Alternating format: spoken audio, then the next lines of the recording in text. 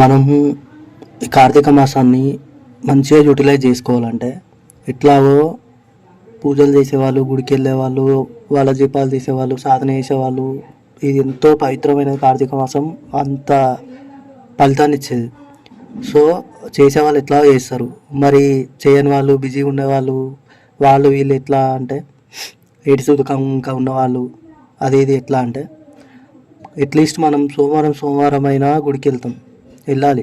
కార్తీక మాసం అయినా ఈ కార్తీక మాసం అయిపోయాన్ని రోజులు మనం కనీసం ఎంత వీలైతే అంత నామజపం చేద్దాం. దీనికి ఏ నియమాలు నిబంధనలు ఏమీ లేవు.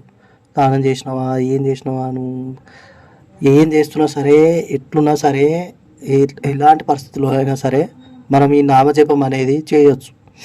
వీలైనన్ని సార్లు పొద్దున లేచినప్పటి నుంచి రాత్రి అనుకునే వరకు ఈ కనీసం ఈ కార్తీక మాసం అయిపోయే వరకు ఈ నామజపాన్ని మనం ఇడిచిపెట్టకుండా అందాం.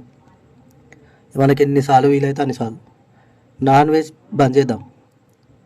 నాన్ వెజ్ మొత్తం బంద్ చేయండి ఈ కార్తీక మాసం అయిపోయే వరకు. అట్లీస్ట్ వీలైనన్ని సార్లు మనం శివ శివ శివ శివ ఏ నామం మీకు ఏ ఆయనని ఎట్లా విలువాలనిపిస్తే అట్లా, నమ శివాయను, శివాయ నమః అను, శివ శివాను, లేదంటే శ్రీరామను, ఏదైనా సరే ఈ కార్తీక మాసం అయిపోయే వరకు నామజపం మాత్రం మర్చిపోకుండా చేద్దాం.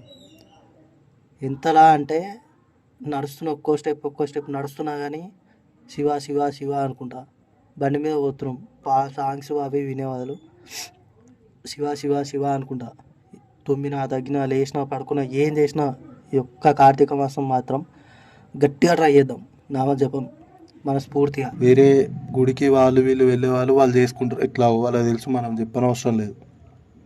మిగతా మనసొంటల కోసం, మనసొంటి బద్దకస్తుల కోసం కనీసం ఈ నామజపం అయినా చేద్దాం. తెలియని వాళ్ళకు, లేకపోతే తెలియని వాళ్ళకు, మన లాంటి ఈ యంగర్ జనరేషన్ ఉన్న వాళ్ళకి, మన ఫ్రెండ్స్ వాళ్ళకి, వినే వాళ్ళకి కనీసం వాళ్ళతో కూడా ఏదో ఒక ఈ స్పిరిచువాలిటీలకు గురించి చెప్దాం. వీలైనంత సాయం ఎంత దోస్తో అంత, కనీసం పక్షులకైనా సరే, ఇలాంటి సాయమైనా సరే, కనీసం 10 రూపాయలు అయినా సరే ఒక పూట ఎవరికైనా ఒక కడుపు నింపుదాం ఈ కార్తీక మాసం అయిపోయే వరకు. ఇది ఒక్కటైనా చేద్దాం. అందరూ కార్తీక మాసాన్ని మంచిగా యూటిలైజ్ చేసుకొని ఆయన మీద భక్తిని పెంచుకుంటారని కోరుకుంటున్నా. ఓం నమః పార్వతీ పతయే శివ హర హర మహాదేవ.